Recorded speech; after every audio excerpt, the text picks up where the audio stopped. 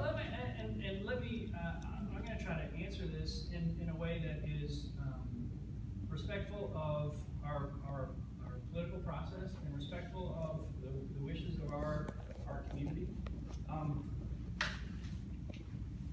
And I'll start with this, is probably a really long answer, but let me start with this. In 2006, the United States Department of Education looked at the rigor of academic standards in each of the 50 states.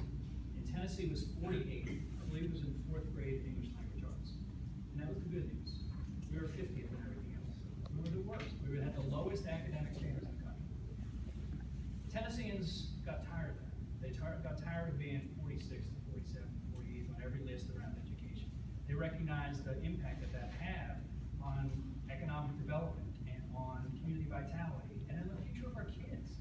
And so we did something about it. We raised standards, I would say radically, from being among the lowest academic standards in the country to being among the highest academic standards. At the same time, we did 4 or 5 other things.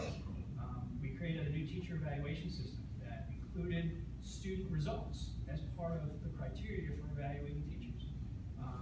We changed tenure from a situation where you earned tenure. Literally, if you came back, if you weren't fired in your first 3 years, you got tenure on the first day of your 4th year.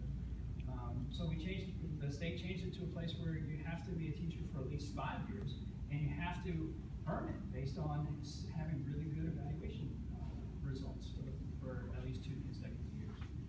We changed collective bargaining to collaborative conferencing, an interest-based conversation, and the state required that we have differentiated pay, performance-based pay.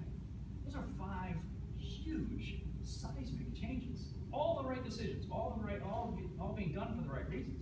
That's a lot of change for any organization, for any industry, if you will. And so I think we saw just a lot of change. And I'll tell you what, there was a lot of uncertainty. Mr. Seavey can attest, there was a lot of uncertainty. There was a lot of anxiety.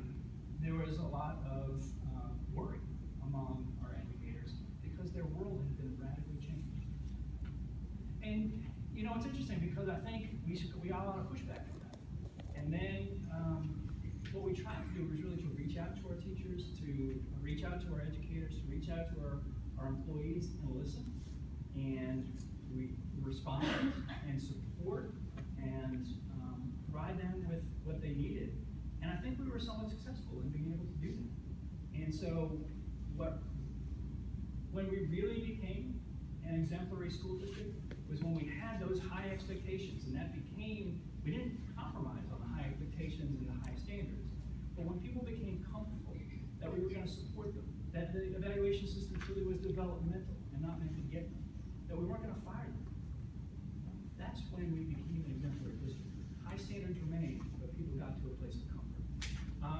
But I think there remains a small vocal minority of folks who are still on the anxiety and uncertainty and haven't yet got to that level of comfort. And I think that's part of it. And I think I got to the place where we know our school board is going to be changing in September, and I want to be respectful of that. I want to be respectful of the people that our community have elected to represent them on the school board. And I got to the point where I knew I was going to be their guy.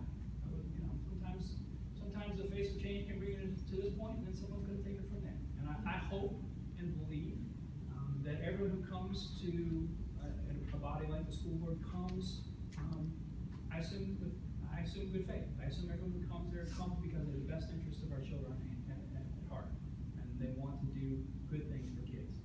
And so I hope and believe that we'll continue on this path of success, that folks will build on what we've been able to accomplish